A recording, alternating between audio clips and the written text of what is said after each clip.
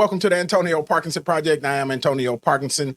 And today we are going to be talking about Women's History Month. We are also going to be talking to Mayor Lee Harris, Mayor of Shelby County. And we're also going to talk about 5 things you should do when you get that tax return. We'll be right back. You're watching the Antonio Parkinson Project.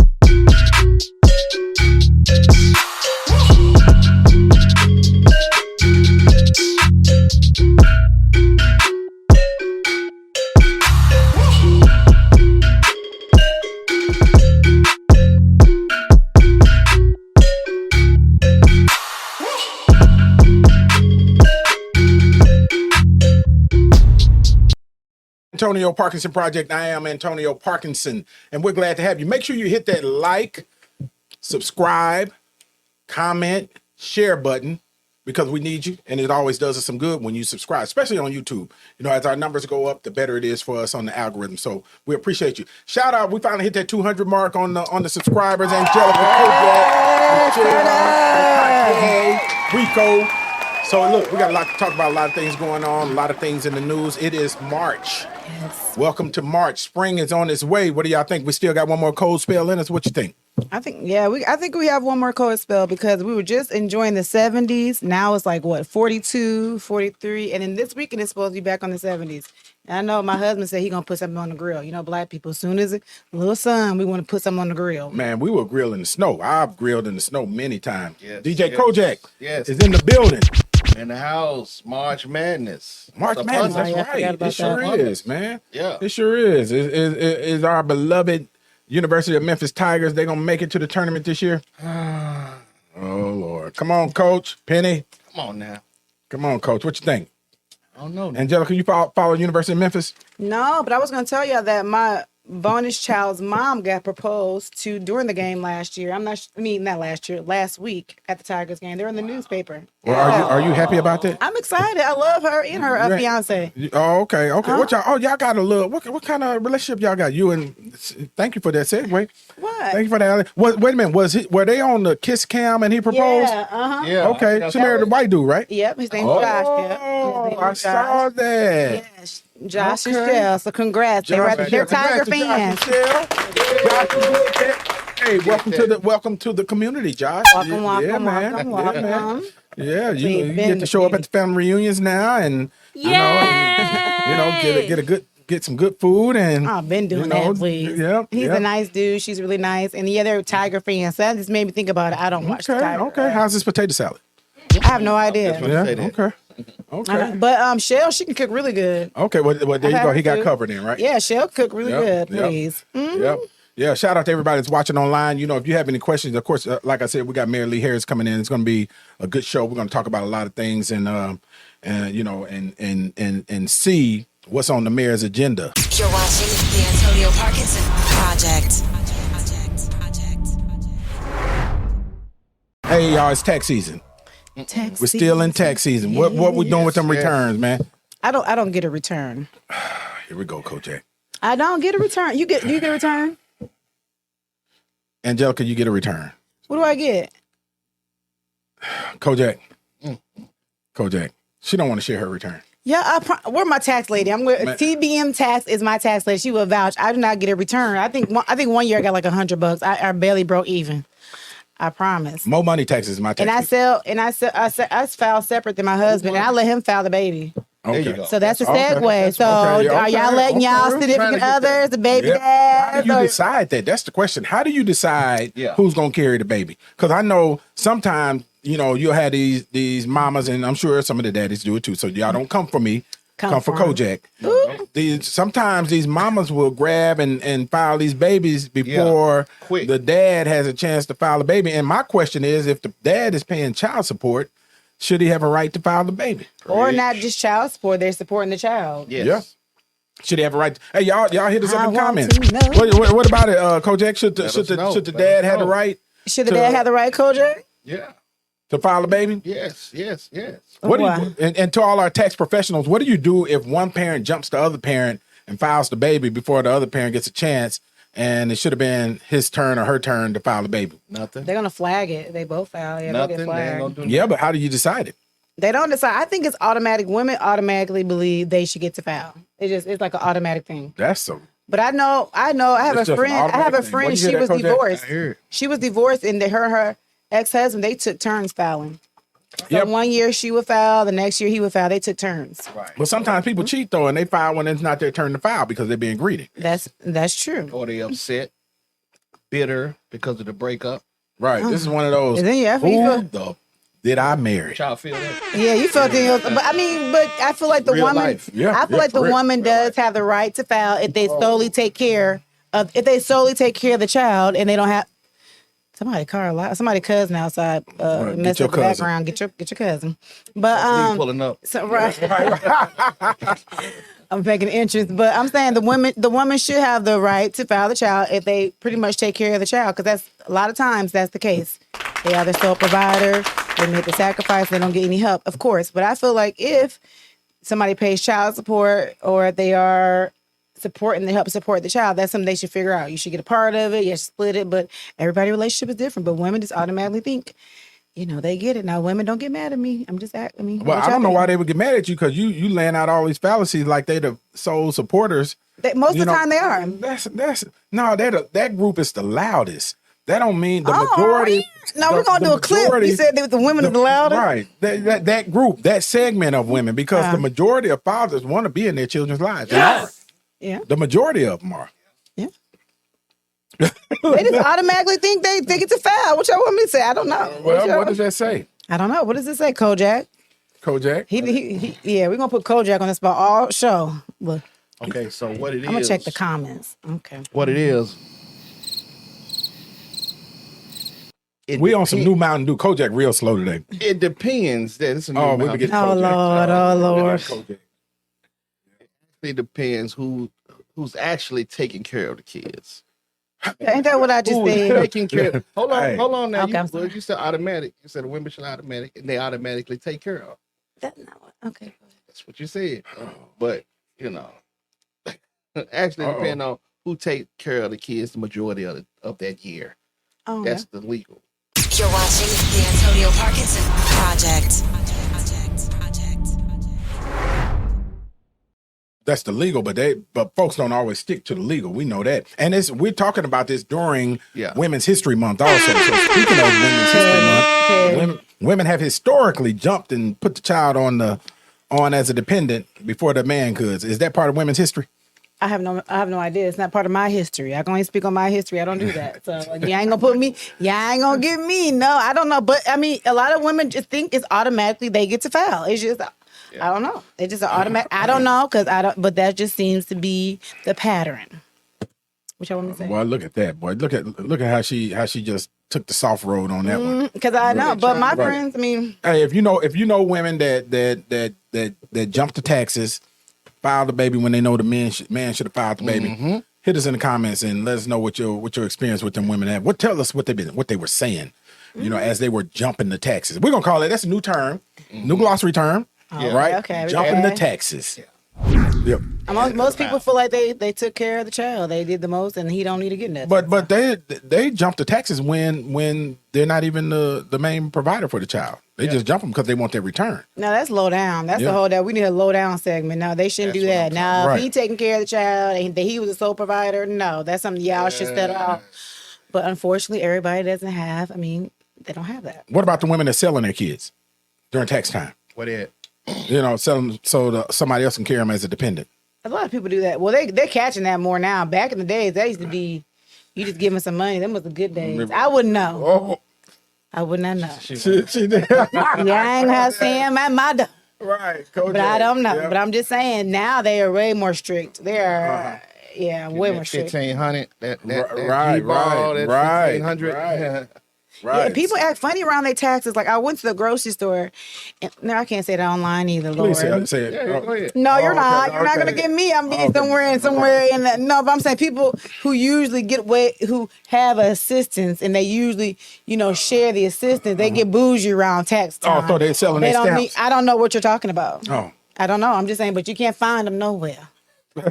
They get scarce. They get real different. It's about supply and demand. I was talking to somebody the other day. You know, we went into Cash America, and I was telling them about how when the PPP money came out and all the money hit during COVID, wasn't no items. You couldn't buy nothing out of Cash America because nobody wasn't pawning anything. In fact, they was buying all their stuff back.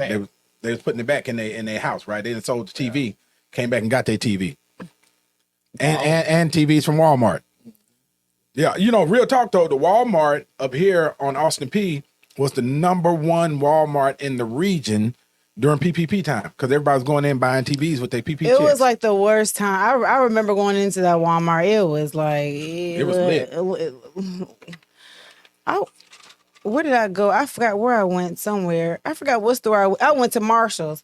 I said, "What is going on?" I said, "Dang, it's tax time." I usually around tax time I don't buy nothing. I try to stay at home. I promise it'd be too bad. Yeah, you know, tax time is like a second Christmas for Walmart. You know, so tax time. This is what one of my friends who managed the Walmart told me.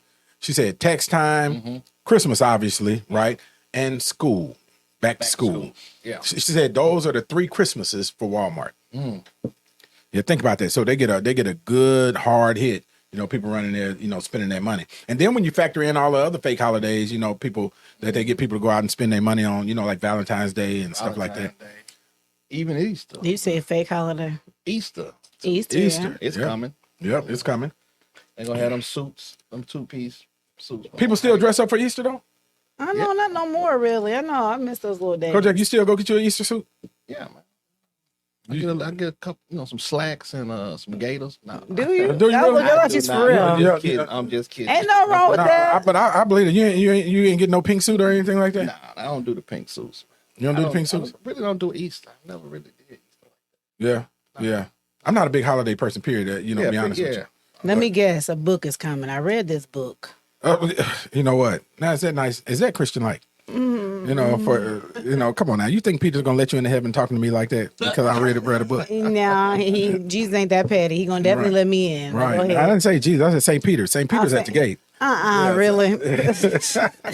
Yeah. And he's gonna open his book, the Book of Life, and he's gonna read it. He's gonna say, Angelica, she was petty with Touche. This is that on March 1st, tequila right here. See, this right? is gonna laugh. Because he always references his books. And she said, "Oh Lord, here come another book." Because baby, he gonna read a book. He the most book reading person I know. Well, you know, I did pick up this new hobby, and you know, this new hobby, you know, of books. You know, in my latter years, believe it or not, you know, when I discovered Audible. So if I can listen to the book, you know, I'm big on. I rather listen because I get sleepy when I read it when I page turn. And I know people that they don't want to read a book if they don't turn the pages. Let me ask you a question. They said Cat Williams said he read 3,000 books a year. Do you think that's possible? I think it is possible, but I bet you he's listening. I bet you he's listening to audio books, you know, versus you know, turning the page of every one of them. But I tell you the beauty of, and this is I wish Audible, they need to be a damn sponsor, but you know, the beauty of having Audible is that you can change the speed of the narrator. Right, you can pitch them up, right, which will make it'll cut the book time down, you know, quite a bit if you pitch them up. We want everything fast. We just want everything fast and accessible. Well, there's our ADHD segue. So, tell me why you feel like we want everything fast. This is what you said. You said you want to speed it up. You want to read too. You don't want to turn the book. We don't want to read the book. That's the whole point of reading a book. I feel like you want to read it. So you enjoy cuddling up with a book. Yeah, reading. Yeah, it takes. I have to write the notes down. That's how I read a book. It takes me a little longer. Angelica ain't read a book since Run Spot Run. I have read a book. I do read. Angelica, books. what book have you read, Angelica?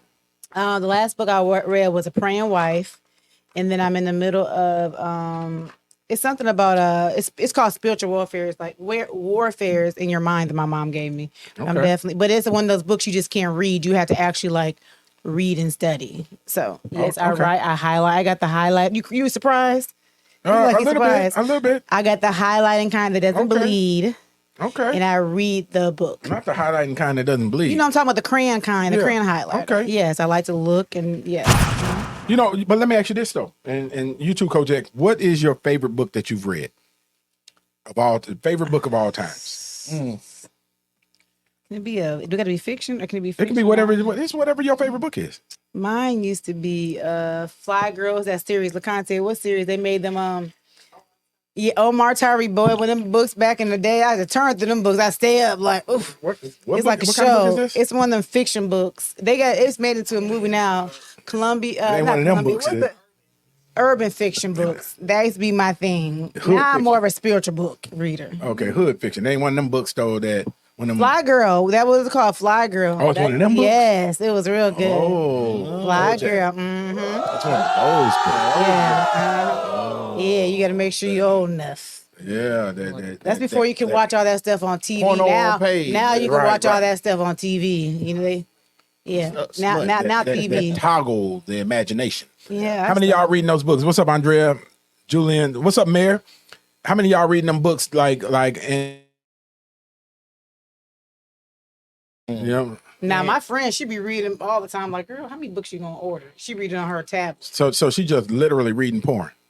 It's not all porn. It's about like Oh, they put a little story in there. Yeah, they put But so do story. the porns though. Yeah. Right. That's where Right. what's the The different plumber. shades of gray? Yeah. Gray. What's it called? Right. 50 Shades of Grey. 50 Shades of Grey. They said it's better to read it than watch the movie. Is it? And the movie was already just too much. It was. Okay, I couldn't even get through the whole movie. I thought it was trash, but that's me. Yeah. Yeah, that's me. But my favorite book is White Trash: 400 Years of Classism in America. Something my dad would read. Yeah. It takes you all the way back to President George Washington, before he was president, to the colonial days, all the way up to Obama, and gives you the political history in there and why things were moving and how things were moving, man. And what's interesting is this. You know, I remember hearing Donald Trump say, "I'm the reincarnation of President Andrew Jackson," and I was thinking about why would he say that, right? But after I had read that book, I understood it because Andrew Jackson was elected by the poor white folks in the country, right, who felt like their voice was not being heard. And this is where the word squatters come from, because watch this. Here's a little history lesson for y'all. Yeah, So when they were settling the West, or when they were stealing the West, right, the Western territories, right, the U.S. government or the British government, one of the two, gave, you know, all of these rich men territory, land. So they literally gave them land. I mean, we're talking about swaths of land the size of a state, right?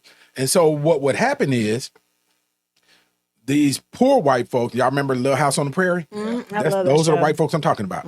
They would go out into these territories that was owned by these rich white men and set up their log cabins and start farming the land and you know and trying to clear it of the natives, right? And they were called squatters. Okay. So here's what would happen. Once the land was settled, then that rich owner would come back and kick them off their land, saying, "Hey, you're not supposed to be here." You know, they done set up a lifestyle and have probably been here for years, right? There goes the mayor right there. Probably been here for years. And now they're getting kicked off this land, getting kicked out of their homes, this, that, and other. And they were angry. And it was those folks that elected President Andrew Jackson. Okay, look at me learning something. So I'm in social studies. Right. We teach a little bit on this show, Right. too. Teach a little bit. We do. Dr. K, what's happening? DJ Kotek, what's one of your favorite books? Do you have a favorite book? Yes, I do. Richest Man in Babylon. Okay. Yeah, it changed me. It changed me. Rich, Got the mayor coming in. we'll catch him in the second segment. Okay. Richest Man in Babylon. Yeah, you know, it just changed my perspective on a lot of things. Okay. What was it about?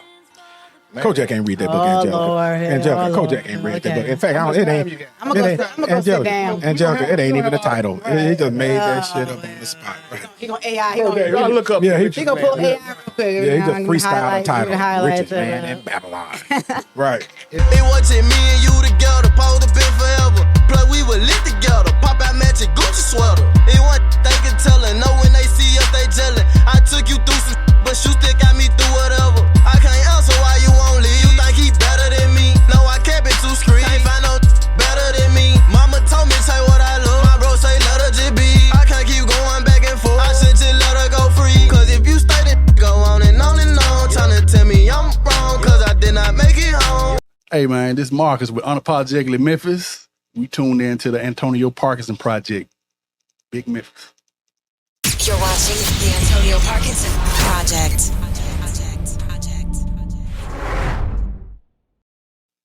Welcome back to the Antonio Parkinson Project. I am Antonio Parkinson. I'm joined with my wonderful co-host, Angelica Jelly Woods, in the building. Yes, I'm here, y'all. Y'all missed this time. Right. DJ Kojak in the building. Man, we in the house. We are in First the house. day of March. Let's That's do right. it. That's right. And we got our very, very special guest in the building. First timer. East Shelby County Mayor Lee Harris. Give it up for it. Yes. What's up, Mayor Harris? Hey.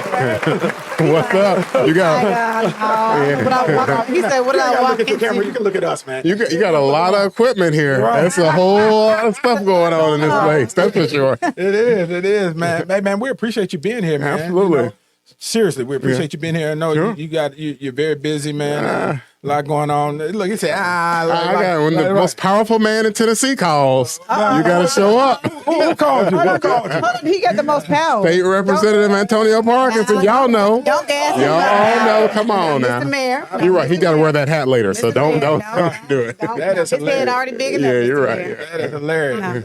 Yeah, we call him Sure. Miss Mayor, look, y'all don't show out in front of company. We got company tonight. Be on my and best behavior. DJ Kojak, tell her we got company tonight. We got company. Right. Mayor Harris, what's happening in Shelby County government right now? What's happening? You know, bring us up to speed on it. Sure. So lots of things are happening, and I think a lot of us welcome the new superintendent of the Memphis Shelby County Schools today. So Councilwoman Tawan Stout Mitchell had a luncheon along with Carol Johnson for the new superintendent to welcome her. So we had lots of folks from lots of different groups to say hello and to put things on her plate. So it was about 25 of us who all had about 1 minute to share with her what we think the most important thing that Memphis and Shelby County Schools can do next. And so you can imagine after that kind of conversation, she had a long to-do list. But she seemed very capable. I think she comes from Detroit. And, she enthusiastically received us and all of our agenda items. And so that's what's going on today for me. Yeah, Dr. Marie Fegans. Marie Fegans. Dr. Marie That's Fegans. right. She's sharp as shit, too. I had breakfast with her the other day. She's from the Midwest. Hello. She's from the D. Well, outside of the D. Midwest. Yeah. She's dope, though, man. I thought she was about 29 years old when I saw her, man. She was young. Yeah. She said, what did she say? She said, she'd lost her voice. So she said, my voice, sounds like, who did she say? One of these guys with a deep voice. What name somebody with a deep voice? Oh, Lou Ross. Lou Ross. She said, White. for the sake of this story, she said, my voice sounds like Barry White. We said, Barry White, we want to hear a Stax artist. Right. When you lose your voice around here, Right. you say, sound like Isaac Hayes. It sounds like Isaac Hayes. That's what we told her. Right. So we said, that's point number one. Yeah. And then we went into all the various important points about it. Advancing, the interests of students in Memphis and Shelby County Schools. 100,000 students, over 200 school buildings. So she's got a lot on our plate. But the good thing, we had Tony Williams as the interim superintendent. Right. And Tony Williams did a fabulous job stabilizing things, keeping things going. Yeah. And so I had a great working partnership with her and looking forward to having a great working partnership with Dr. Fagans as she comes from Detroit. Yeah. And so, and I think that's good to know, and a good, perfect segue because, I think it's important for people to understand, it's going to be a lot of civics given in this show today. It's important for people to understand the role that Shelby County government, not Memphis City government, Shelby County government plays in education. You want to explain that? No, that's exactly right. So Shelby County government is huge, obviously, huge budget and all the rest. But we also fund Memphis and Shelby County schools. So a large part of the budget for Memphis and Shelby County schools comes from Shelby County government, which means it comes from all of you in Shelby County and mostly your property taxes. Over $400 million. We push to Shelby County schools every year, and we support them on their school construction projects. Right. And, it's been a big agenda item of mine for, my whole career that we build a new high school in Frayser. So we finally got the money for that and got Memphis and Shelby County schools on board. So you see a lot of community meetings and a lot of real excitement in the Frayser community about that new high school. And that's going to be, that's going to be close to $100 million project by the time it's done. And so $100 million in Frayser, that's kind of a once in a lifetime kind of opportunity. Yeah, $100 million anywhere. $100 million anywhere. Yeah. We're going to do it. We're going to do it again in Cordova. Another $100 million in Cordova to build a new high school there. Of course, Cordova already has a high school, but it's one of the few neighborhoods in Memphis and Shelby County that's actually growing. Right. And so we're going to build a second high school for Cordova. And so this is the first time you've seen a high school in Memphis and Shelby County being built in the last 10 years. So, and I'm hoping Marie Fagans keep these projects on on schedule, Right. because it's real hard. So that's what I told her. I said, you can't, no more empty school buildings. There's too many empty school buildings all over the place. And, you know, Shelby County government will take them. Yeah, and the we'll state, develop. And the state is trying to take them from you. Yeah, we'll take them if y'all, you know. And there are too many kids that are going to schools that, you know, the roof is leaking, the heat's not working. Right. They're too hot, too cold. They can't focus on learning. Right. They don't have any place to play football. You go to Trezent, they don't have any fields, and they can't practice their athletics and all the rest. And you know, so you know, too many of our buildings are old, so we need to do something about all that stuff. So I'm gonna be working on all that stuff. Yeah. So Cordova's getting a new high school. Cordova's getting a new high school. Why are we building a new high school in Cordova? Well, that's it, because it's the only place in Memphis and Shelby County that's growing. Yeah. And so, you know, it's booming out there. I don't know if you've ever driven Cordova, like that, what's that, Walnut Grove, I guess, that, you know, little Walnut Grove area that takes you out there. Germantown Parkway. I mean, these are like the busiest places in Memphis and Shelby County. Well, I have driven it. Part of Cordova is my district, but that was actually an alley-oop to you to talk about Germantown, taking Germantown High School, but you didn't go there, but I'll go there. Well, you can go there. I keep it on the positive. I represent the suburbs and the city. I represent all. Look, he said, when I leave this show, I still got to live with these folks, right? Yeah, but I'll tell it. You don't have to tell it. I'll tell it. So, because it came before the state, you know, the city of Germantown, and I call it a theft. They came and took, literally commandeered the Germantown High School buildings that belong to Shelby County through state law, through my colleague Mark White. And so everything that I'm saying, I've said before to them. So it's nothing new to them. And I thought it was a lot of bullshit that was being spoken, you know, she's beeping all this stuff out, right? You got to beep all that out. That's a beat. But you know, the thing is this, you know, is that, you know, it's unfortunate though that sometimes, you know, we get the bad end of the stick, you know, as Memphis and Shelby Countyans, you know, because they utilize their supermajority up there to do things to us that they wouldn't want done to themselves. And they literally took the high schools, right? And forced us to have to build, you know, another school, because we had the capacity at Germantown High School. You don't have to say it, Mayor. I'll say it. Right. Yeah. But anyway, so now we are getting a shiny new school, but how much is it going to cost us? $100 million. That's what a school costs nowadays. $100 million. $100 million. And I would say now those Cordova kids were being bused all the way to Germantown. Yeah. And so, you know, I don't know how y'all feel about that, but there's no reason why we can't have good stuff in Cordova where those kids live, where they don't have to be bused all the way to Germantown. Now I agree with that. Education. I agree with that, but I also agree with the fact that those kids that were going to Germantown and those parents that were sending their kids to the Germantown building, you know, wanted their kids there. So, you know, so I agree. I won't push back on that. So I have a question. The libraries, do you guys have anything to do with the libraries being built? I could. What do you want to see? What would you like to happen? Frayser's getting a new library. Oh, Do you have something to do with that? So, no, City of Memphis is building a new Frayser library. And there's been success after success in Frayser, because you have the community center. That was a few years ago. And now, hopefully, I actually haven't driven past the library, so I can't verify, but there has been talk of doing the library, and now we're going to do the new high school. And it just shows community organization. It's already being put up. I pass it to go drop my daughter in the park. In the park. I'm excited about the park. Yeah. So y'all get y'all cousins. Do not tear up this park, because I'm excited to take my daughter there. Oh Lord. Right. Yeah. Cross Get your my cousins. fingers. Get your kinfolk. Right. And so Mayor, you know, which I think this is a perfect opportunity to talk about this too. You know, of course, you know, with me spending as much time as I spend in Nashville, they're in a metro form of government. We still operate in two forms of government: City of Memphis, Shelby County. You know, two mayors, and you know it's confusing to a lot of people. So you just touch on it a little bit. No, I know. Yeah, we got a football team with two quarterbacks, right? Right. That doesn't operating at the same time, right? Operating at the same time. Two quarterbacks on the field at the same time. Right. It is what it is. I mean, it's our history, and so we're all trying to, you know, make it through. You know, I don't. If it's the best system, I don't know. But what I do know is the people are not willing to change it, because it takes the political will to change it, and I don't think the folks want to do it. A lot of folks, if you think about a lot of folks who are, you know, are a lot of our black residents, well, they don't want to merge and have one form of government because they're afraid in a merged environment that they will dilute their political power. Right. And Is that still the case though today? Because The black last- folks everywhere in Shelby County. We're everywhere around Right, the country, right, by right, the way. right, yeah, We're all yeah, over. yeah. We're everywhere. You Yeah. can't go anywhere Yeah. and not find a black neighborhood and black folks. But that's yes, exactly.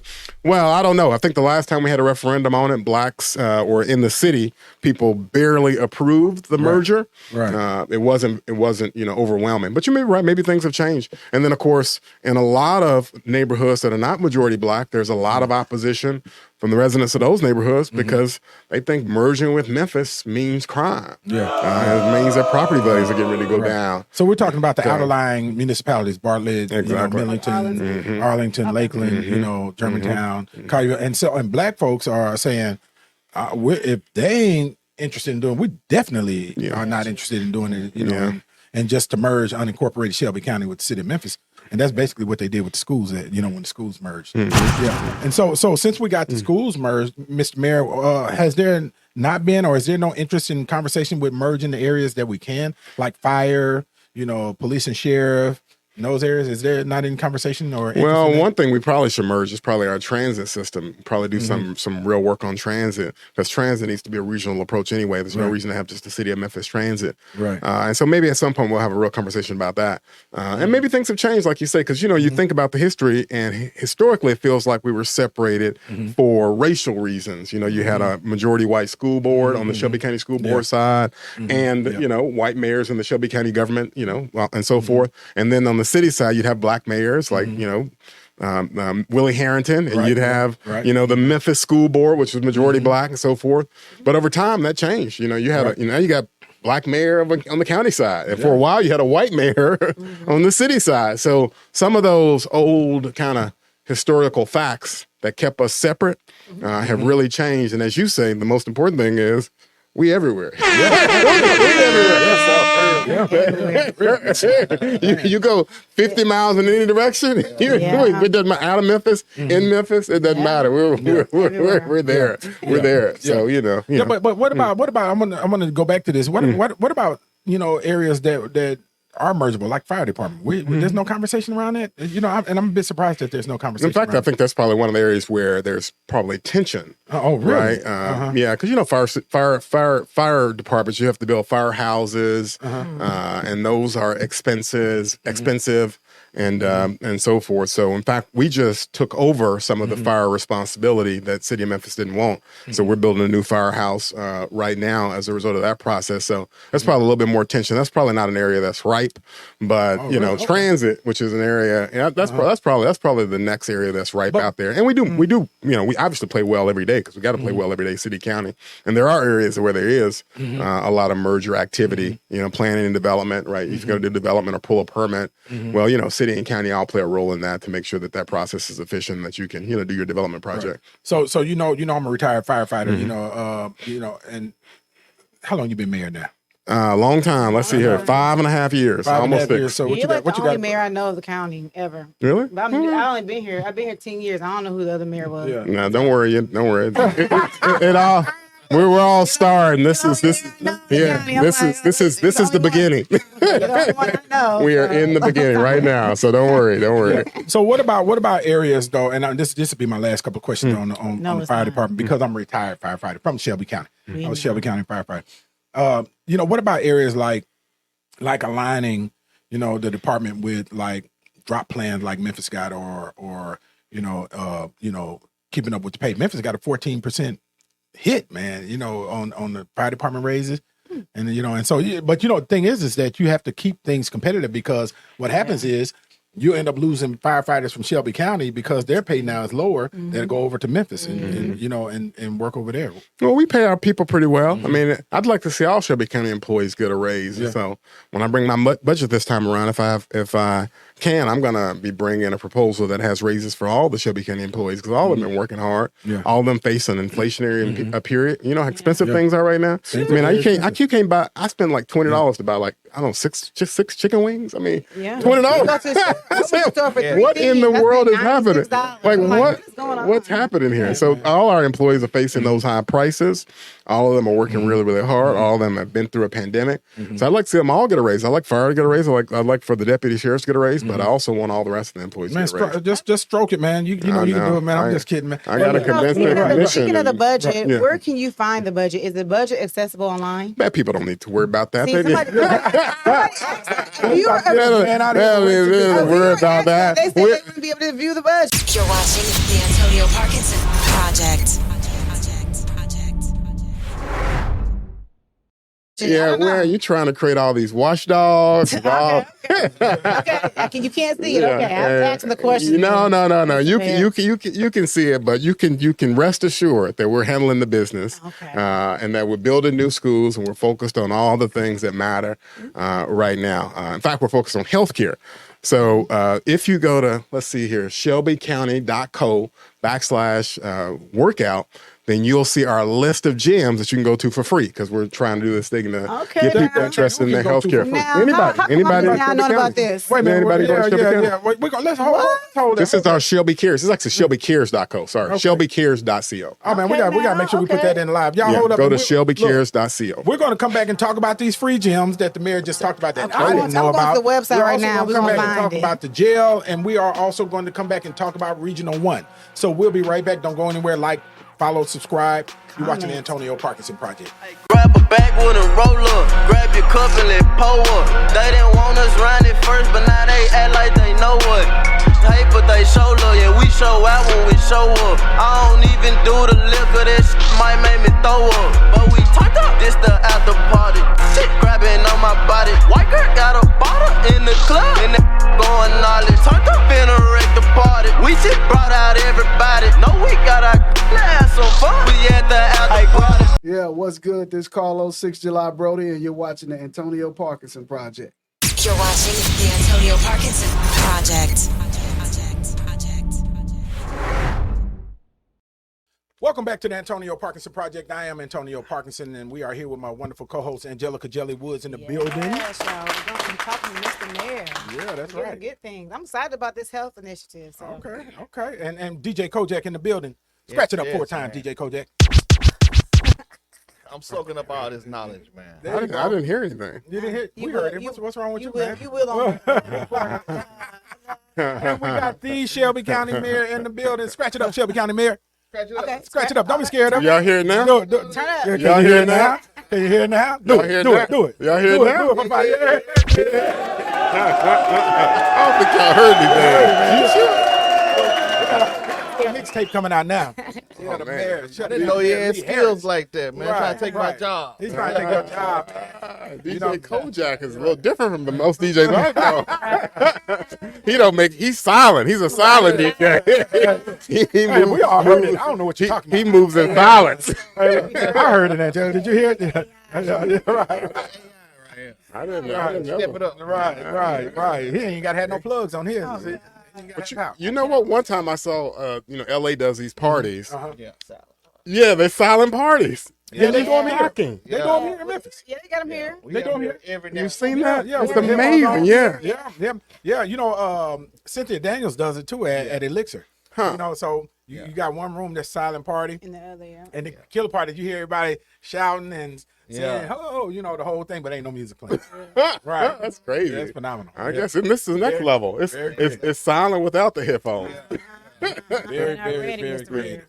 Yeah. So hey, Mr. Mayor, thank you for all the information you bring. You know, we're gonna make sure we help spread the word about ShelbyCares.co. You know, get in on some of these classes. You know, get healthy. Yeah. But now let's transition, which is a hard transition to the jail. You know, we're needing a new jail. I just saw some legislation. I didn't know about it till it hit the news today. Actually, that one of my colleagues, Representative Gillespie, was saying that. You know, that it will allow Shelby County to raise taxes to build the jail. What are your thoughts on that? Well, our taxes are already too high, so I'm opposed to taxes to build the new jail. Ooh, right. Let's give him a clap. Round of applause for that. So did y'all ask for him to bring the legislation?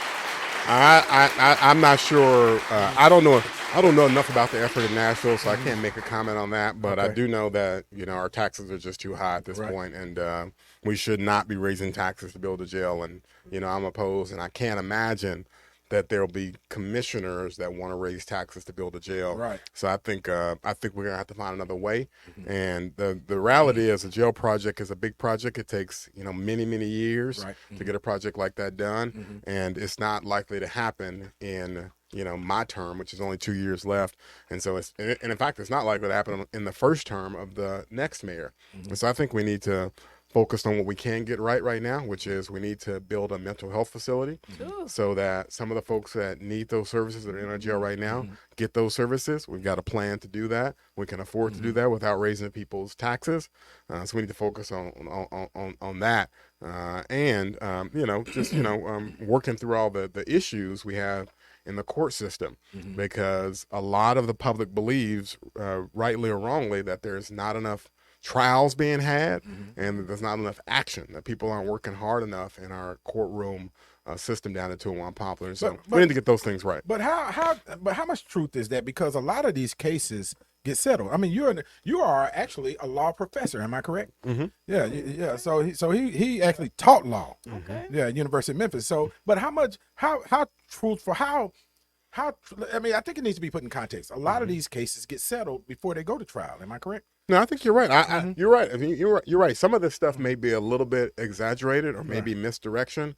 I'm not sure, but I know a lot of the public believes right now that there is not enough work going on in our court system.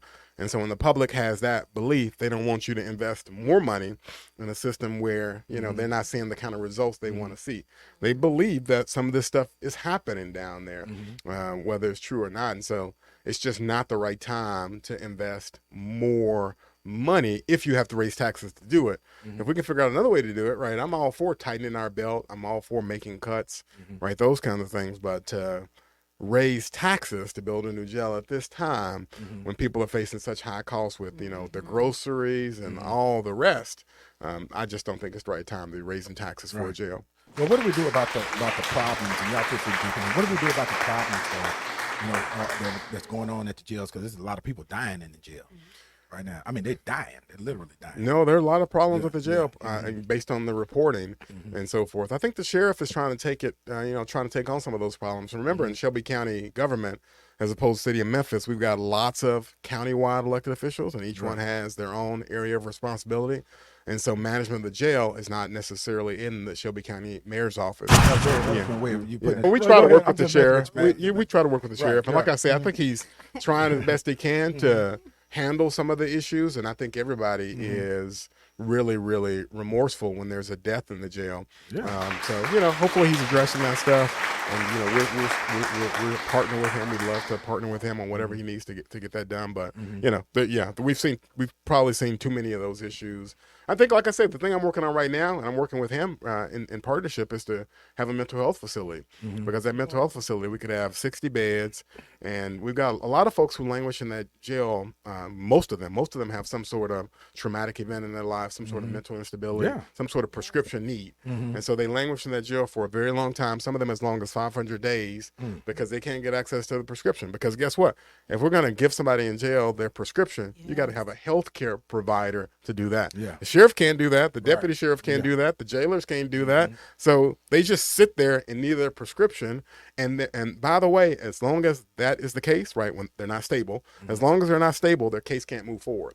So that's what I mean. They end up sitting there for a year or 500 days because the rules are none of these cases can advance. They can't go anywhere. No hearings, none of this stuff until they are stable. And sometimes stabilizing those individuals takes a prescription, something that is not within the ability of the sheriff or his jailers. But if we have a mental health facility, we will staff it with mental health professionals, build it to their specifications, and be able to deliver those prescriptions and so forth in a timely fashion. What about people that are not living at the mental facility that you're proposing? Can people that have previous conviction who are getting supplied the medication come there and get their medication? Because Parkinson, I don't know if you remember doing a town hall meeting. See, I was paying attention. One of the people stood up and they said that a lot of when they go to jail or prison, they're getting these prescriptions, they're doing good, and then they get out and they don't have the health care, and it triggers them to have another behavior. So will you propose that they can get those filled even if they're not receiving those services there? No, that's exactly right.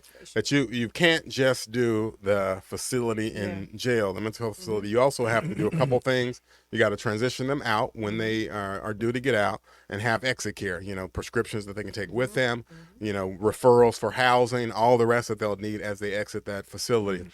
But in terms of, can you get people the care they need off the street, like where do they go? So there's some nonprofits that are working on that right now. Alliance is building a brand new facility off of Summer and kind of the right there in Binghamton. Binghamton area, and that's going to be exactly what you're talking about, a street level, accessible opportunity for folks to get the kind of mental health care needs that they're looking for. And so anybody will be able to go to the Alliance Center, walk in, be seen by a provider, get access to their prescription and so forth. And the state of Tennessee, thanks to Antonio Parkinson, thanks to Governor Lee, the state of Tennessee has put in to support that effort. Shelby County put in to support that effort. And I believe the city of Memphis put in to support that effort. And so if you drive down Summer, you'll see that building coming online. And anybody who needs help can go there. You're watching the Antonio Parkinson Project. Shelby County government also has a place if you're part of a family. It's our Youth and Family Resource Center. So right here in Raleigh. Exactly, right? Yeah, exactly. the capital of Memphis, right here in Raleigh. I didn't know it was the capital, Yeah, it's but the capital. Raleig's good nonetheless, capital or not. Yeah, So yeah, it's we- the capital. You should put a sign up too that says If it's the the mayor capital. said y'all not getting capital. Yeah. He should put the sign up on I-40 in Austin Peay saying capital of Memphis. as I said, capital or not. I'll let- Right. It's a good place to live and all the rest. And we've got a Youth and Family Resource Center in the Raleigh area, and the Youth and Family Resource Center is where any child and any parent can go to get access to the resources they may need because there's some sort of strain happening at the home, and they're looking for help. And so we're open every day. We're doing assessments every day and referring those families for the services to get those families back to stabilization. So, there's some offerings out there. We need to be doing a lot more. Memphis and Shelby County Schools is also doing some things. So, we have the Youth and Family Resource Center. Memphis and Shelby County Schools also has some resource centers along the same lines where they're also doing the same thing for students who are looking for someplace to go to, get referrals and get the kind of care that they might need, even specialized care. Right. And let me show the link. Let me show the link real quick too. I think it's important to show the link between these things that the mayor is talking about, especially when it comes to mental health and the state's role, right? We failed to expand Medicaid for health services, right? Health insurance. Mississippi just expanded Medicaid right across the bridge, right? I mean, not the bridge, across State Line Road. I don't know probably why. a bridge in Mississippi somewhere. Right. I tell people, they always talk about building a wall. I said we should build one to State Line Road. Look, Mayor, you ain't got to say nothing, Mayor. You ain't got to. Look, Mayor's like, but real talk. Our failure to expand Medicaid caused a lot of this to happen because people are not receiving those mental health services that they could have been receiving had we expanded Medicaid. Been another 40,000 Tennesseans that would have received insurance, right? And some of them are in the jail that would have received insurance that probably could have avoided being put in jail because they'd have had the insurance that they needed. And that's a sad misfortune. Well, let's talk about synergy with juvenile court, right? Because a lot of the crime that we're hearing about, is happening at the youth ages, youth level. What kind of synergy? What are we doing to work with juvenile court to be able to, try to get our children on the right path? So we've got a new juvenile court judge, Tarek Sugarman. Right. And so he's in charge of a juvenile court. And he is doing a bang-up job of bringing more resources to the task and reforming some of the things that are going on in juvenile court. And so we recently partnered together with the judge to invest, I think it was $2 or $3 million additional resources per year to bring on about 40 new individuals in the juvenile court judges orbit. So he's going to have 40 new positions to hire more folks that can intervene in the lives of our young folks that find themselves in the system.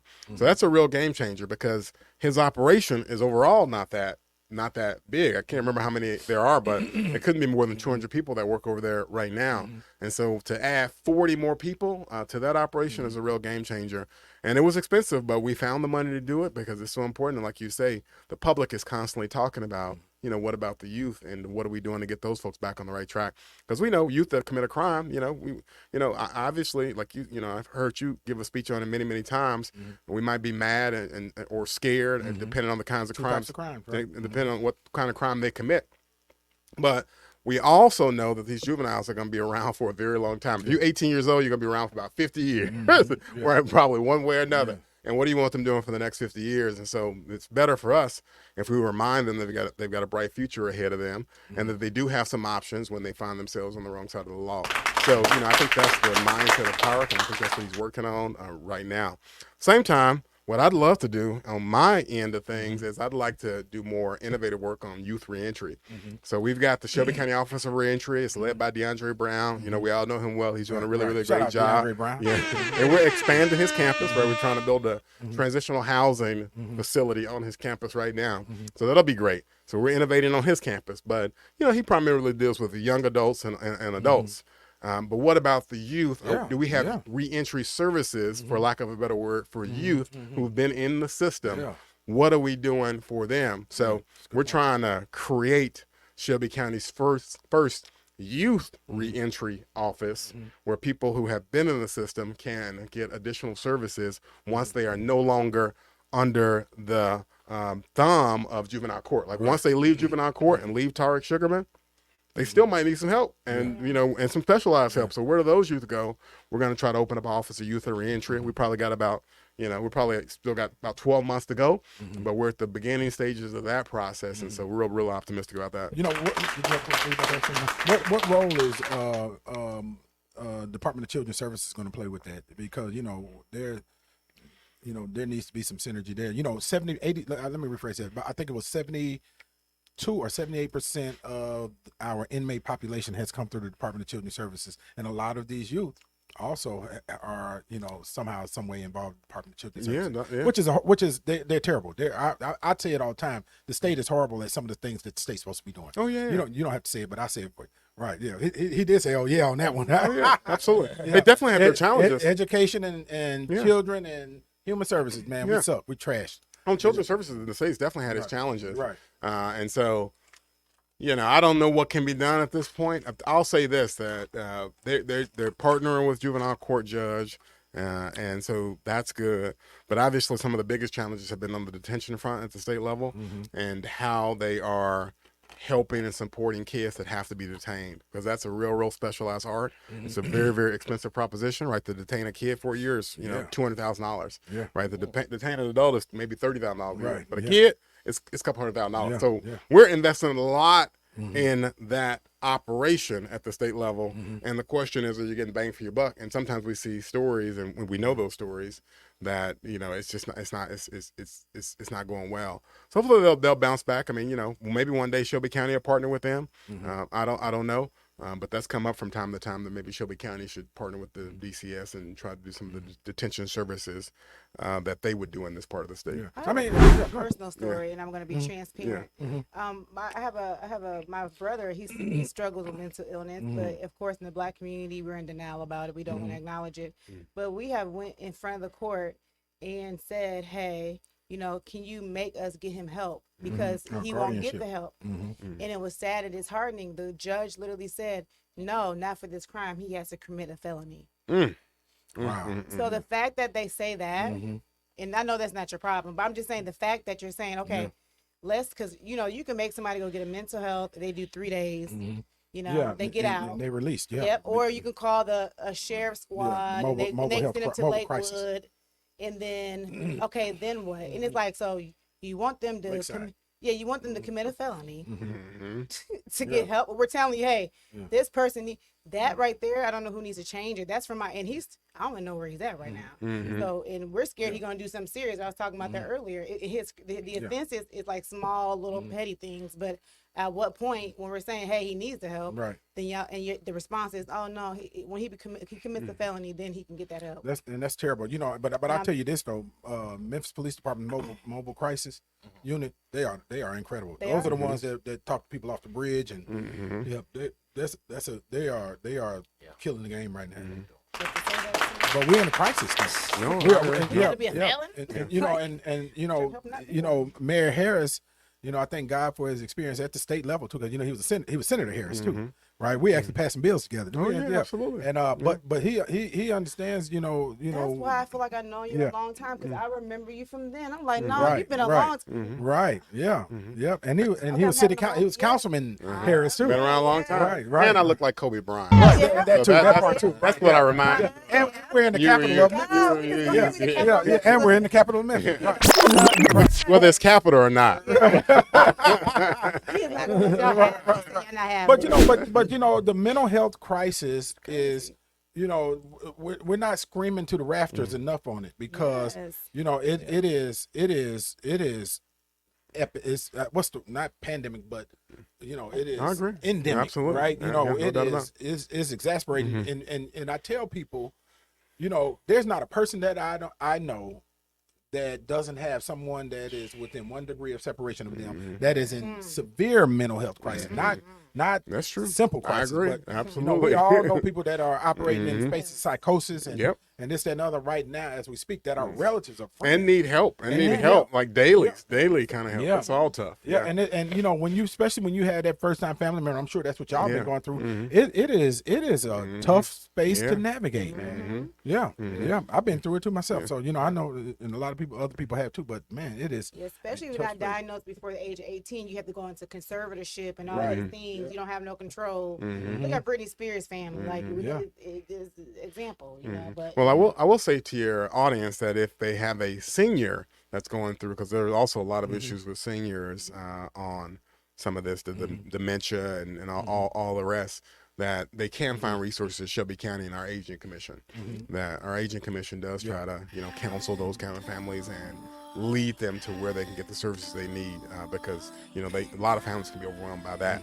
But yeah, like you say, it's all of us, all our families, you know, we need a lot more. We need a lot more in terms of services. Yeah. Okay, y'all don't go anywhere. We'll be right back. We're talking to the mayor of Shelby County, Mayor Lee Harris. You're watching the Antonio Parkinson Project. I'm not ready to let you go.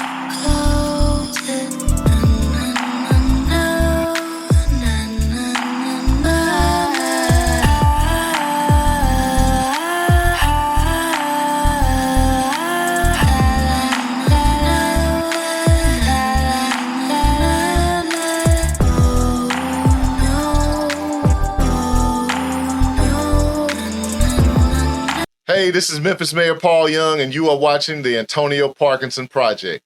You're watching the Antonio Parkinson Project.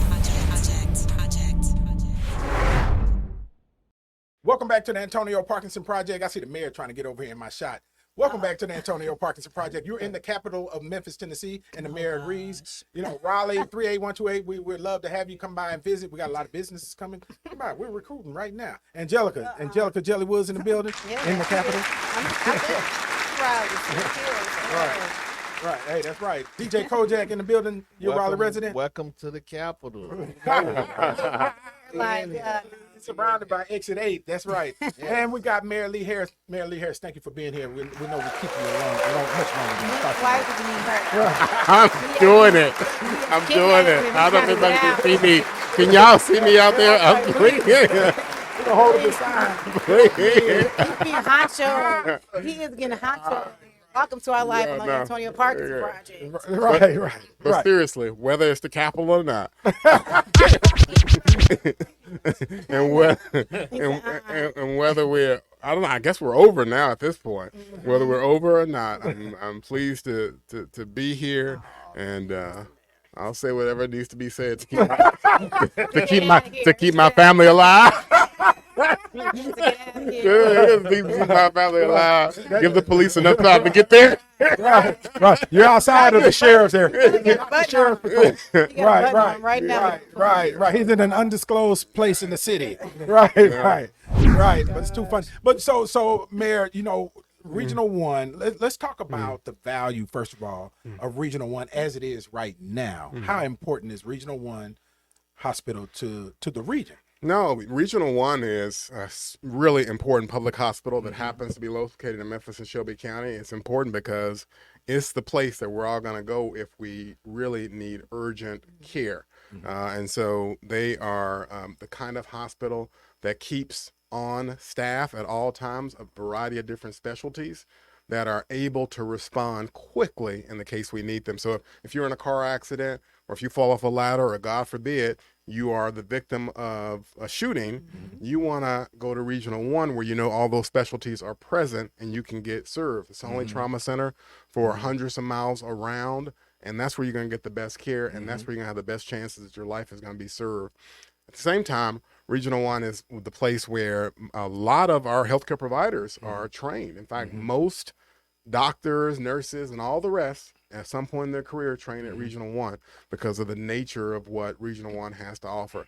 And so if we're going to be a first-rate community, a first-rate region, West Tennessee, first-rate state, you know, you've got to have great training grounds so that you can train healthcare providers and keep them in your state. You stop losing that, right? You stop losing that ability. You don't get companies, because that's one of the first things they look for, and you don't move forward as a state. So it's really, really critically important. Yep. Yeah, and but did you have something, Coach? Okay, but what about also who they serve? Because they don't just serve us here in Shelby County. Yeah. So I get that question a lot, and I know where your mind is going, and let's just go ahead and put it out there. Okay, Why don't we get the state of Mississippi to pay for Regional 1? Why don't we get Arkansas to pay for Regional 1? So let's go there. All right, Sarah Huckabee is the governor of Arkansas, and the governor of Mississippi is Tate Reeves.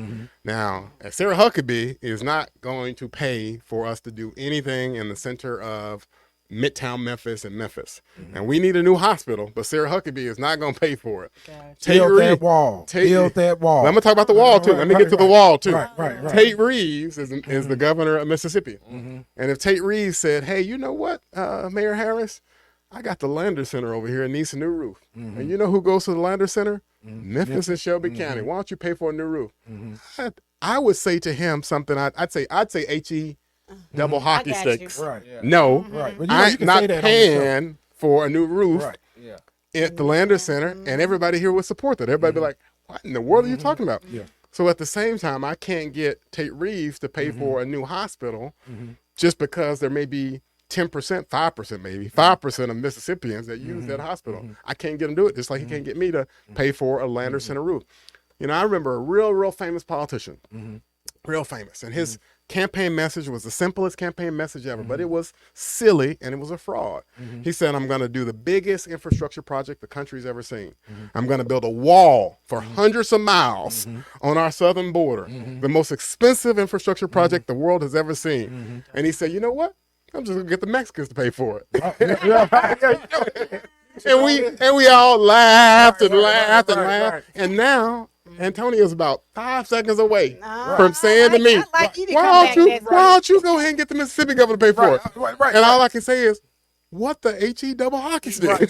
But what I was really going to say is, why don't you get the Mississippi government to pay for that wall on State Line Road so we can keep their asses over there in Mississippi? Yeah. We need a toll road. We need a toll road. That's not fair. But they come in here. Trauma center. They need the help. Let me finish what I'm saying. That's not what I'm talking about, though. That's not what I'm talking about. That's not where I was going. No, that's not where I was going. I was talking about how they come in here, get their checks, use our roads, and then take their asses back and build their cities in Mississippi. That's what I'm talking about. Right. And so, and you know, I believe that, I believe that if they're going to come in here and work, make money, they should be helping to pay for the things that they use and we use here in our not just our city, but the state. Seriously. And then Donald Trump said the same thing. He said, look, man, all these Mexicans are coming in our country. Right. And they're going to pay for the wall. Right. That's what he said. We should make them Mississippians pay for the wall. At least a toll. That's another they thing. come across, they throw that money, they put that money in the toll. I owe If they got Dallas Mississippi right plates. Because they got my plate. They got your plate. Now you giving Old Dallas. Right. Dallas. Right. So that's a state thing. We can get the state. The state got to work on that because we'll take a toll road if we get the state to approve it. The state the state only want the residents to pay fees to get in the Lexus lane, which is we need to get these out of towners to pay these fees, man. Yeah.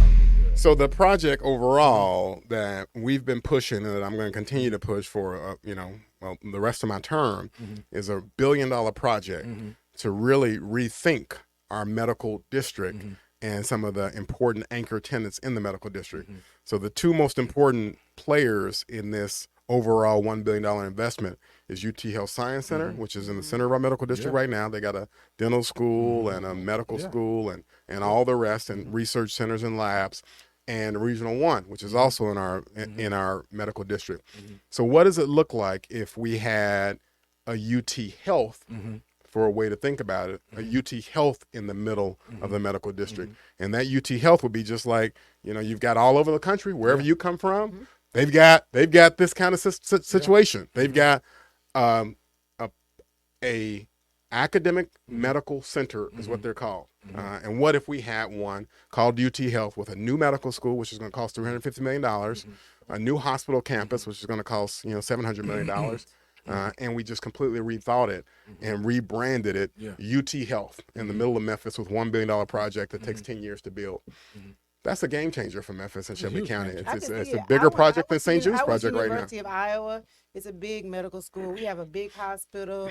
We have the services. Iowa Health. You got Iowa Health. Yeah, I've seen it. It's old. So, I mean, and I went to school like 10 years ago. Not to get my age. But yeah, we have a big hospital, services, dental, all those things, and it's free. It's free. But we don't have Tennessee Health, and we don't, so that's what I'm proposing basically. Tennessee Health or UT Health is basically what I'm proposing. And that's what we need. And our medical school, our flagship medical school, which is University of Tennessee Health Science Center, our flagship medical school is the only one in the country that doesn't have this, doesn't have a hospital, doesn't have all the things that you need to have an academic medical center. And they're putting out the majority of the doctors. Absolutely. And it's good for the whole state. They have all sorts of programs, obviously, slots for medical school, but they also have residency programs, dental school and so forth. And it's our flagship. We need to invest in our flagship. And is it going to cost a lot? Yeah, it's going to cost a lot. But the good thing, local government's already put in $350 million. So Shelby County government, we're ready to put in $350 million, and we're just asking the state to put in the other $700 million. Yeah, but and the let's return, create UT Health. right? The return is huge, though. It's immense, right? You can't get any business to come to your town without answering the healthcare hospital situation first. Right? You can't get Blue Oval to come to West Tennessee until you reopen the hospital. Right? They closed that hospital in that county. They did. And the first thing Blue Oval said, we can't even start They did. until you got the healthcare answered. We can't even start. So from that perspective of trying to get businesses to move into town, like a town like Memphis and Shelby County, they expect many hospital systems to be present, robust. And if Iowa has Iowa Health, Michigan has Michigan Health, Mississippi has Ole Miss Health, Alabama has Alabama Health, Kentucky has Kentucky Health, every single state except for one. And the way we do it is this way, because the medical school and all the assets happen to be related, headquartered in Memphis. They don't have to be. They just by happenstance, history, they just happen to be here. So we invest in them, we double down on them, and we create an academic medical center, which I've called for now UT Health. I think it's a game changer, and we just need, we need Antonio Parkinson to sign on to our bill, right? We need. We got to talk to Antonio Parkinson. I'm gonna call him as soon as we get off the show. I'm gonna call him. Can I throw a wrench in? And then nobody's gonna come here with a failing infrastructure either. So that's something that need to be addressed. But that may not be a county thing. Well, that's mostly city. School, I know. You put a school here. You put this. You gotta have a good infrastructure for all those things to operate. But that's a whole nother show. So Antonio Parkinson doesn't do anything on a Friday night, huh? This is what he does. He just stays here. He just stays here. Hey, man, and he plays silent music. Right. DJ. So look, I'm on my phone because people are asking, what's the deal with the clerk's office in your office? What's going to happen? I'm not involved in the clerk's office. I don't know why she blames me for all the issues. This is not her. This is other people asking about it. I know, but they're asking what's the solution? Though? They're asking me because she says it. See, I don't know why she's got this big campaign. She blames me for all her stuff. I don't have anything to do with the clerk. I'd help the clerk if she wanted. If she wanted my help, if she would accept my help, I'd be glad to help her. Yeah. I got nothing to do. I got nothing to do with it, and I would love to help her. But y'all see her on the news. She's her own person. She's doing her thing anymore. She's doing her thing. Speaking of news, this is the last question I'm gonna ask you. Speaking of news, what two things? One was second. I thought you said the last. I know, man, but I forgot to ask this in the last segment. Did anybody mention this Friday night? Right, it's Friday night. Friday night, and you got some parents that got kids out there that are carjacking and creating crimes, creating havoc. Right. What responsibility and accountability is owed by that parent? Yeah, I think they should be totally accountable. In what way? So what does that look like? No, I don't know. That's a lawmaker thing. Well, you But- were a lawmaker. No, but I'm not now. I'm just saying Right. criminal laws. Right. In fact, you're a law professor. Put your hat. Criminal laws Uh-huh.